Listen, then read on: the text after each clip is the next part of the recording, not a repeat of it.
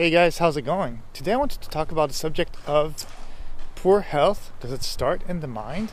Well, obviously, probably it does. Because if you really think about it, the way we feel about oneself, the way that you feel about yourself inside out is the way that's going to reflect. And it's actually going to make your mood better or worse, or it's basically going to make you want to do things or not want to do things. And if your brain is not willing to function properly, if you are sad all the time, or if you're unable to do things, well, obviously you can have a very fit body, but you're not going to be sane or healthy enough to actually live your life, which means that one cannot really be living with each other without the other. So that's why they say healthy body, healthy mind, healthy body, right? You rarely will see somebody who's totally sick in their head have a very, very fit body, because they could have some sort of fitness if they take steroids and other crap.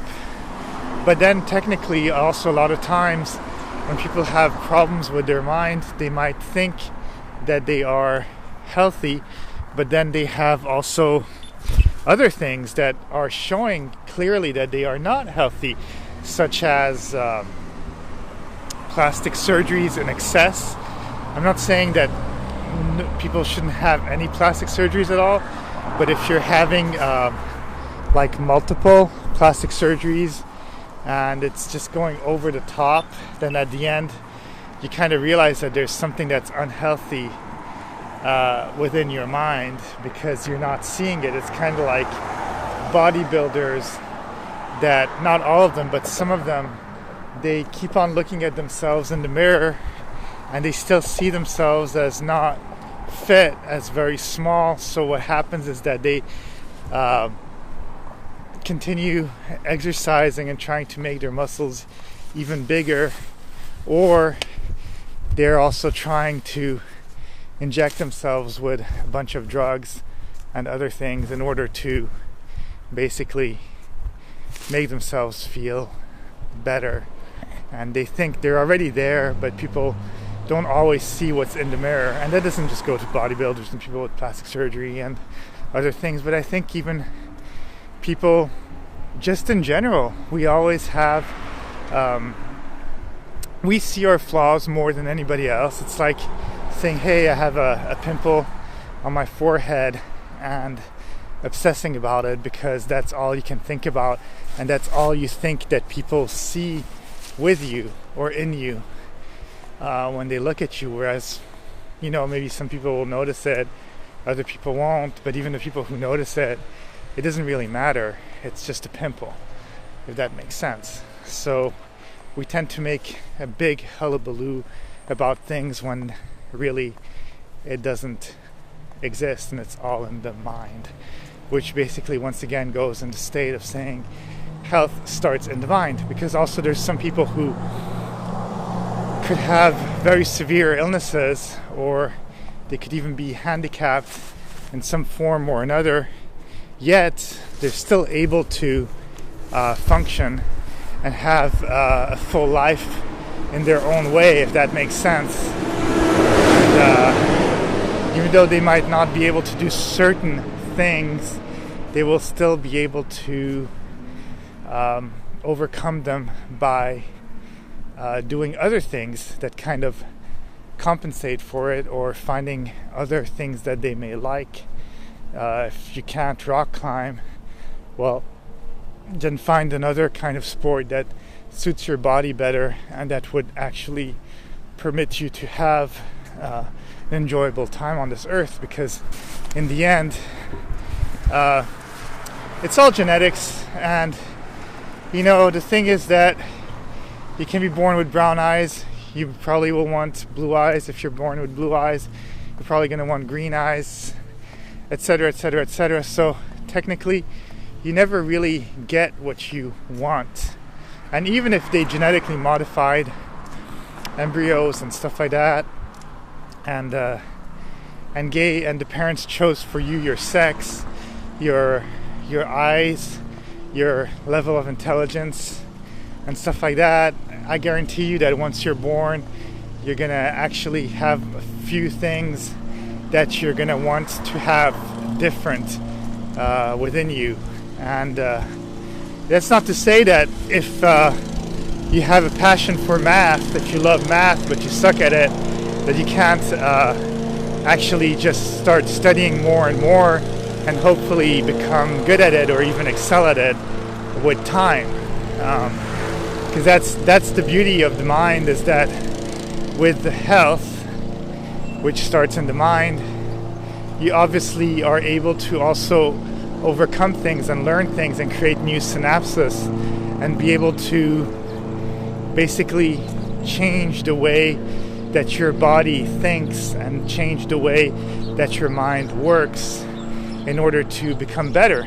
But of course, that also comes with the fact that you could actually become worse too. Because if you really think about it, well, again, you can heal yourself, but you can also make yourself worse. And sometimes it can also start from the people that are surrounding you.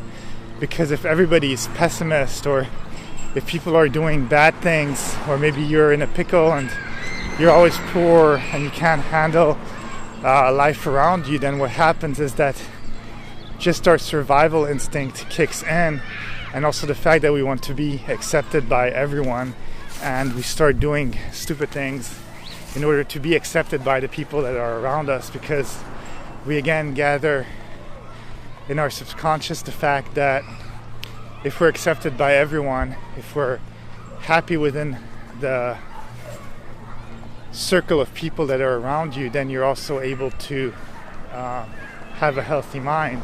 But if their minds are unhealthy, then you basically go in their state of mind and you become unhealthy too.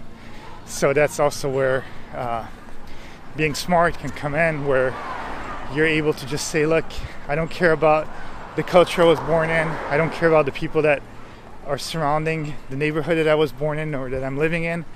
I can overcome that and keep the people who are actually positive people in your life, and then go ahead and move away from that place, or be able to hang out with a new circle of friends and take that leap of faith and understand that there is more to your world than the world that you were born in, if that makes sense.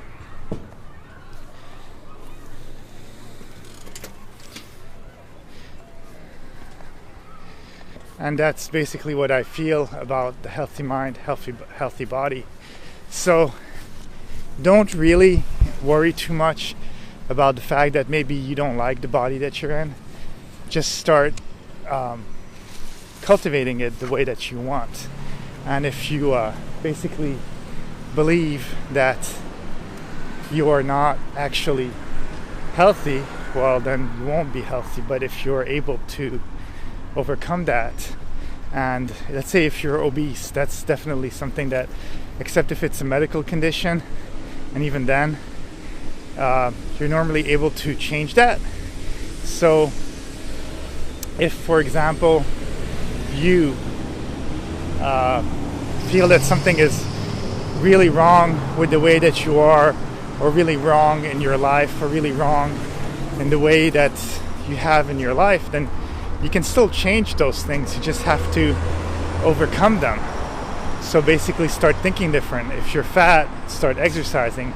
If you're not good at math and you want to be good at math, well, start studying some math. If you've always loved music, but the fact that you've never grown up with that, you don't know how to play an instrument, well, start playing an instrument. You might not become the best player, you might not become the best mathematician, you might not become the healthiest body in the world, but maybe you can actually overcome that and find a sort of serenity within your mind and have a healthy mind. And that's my point. So I hope you enjoyed my little speech. Have a great day, and we will talk soon.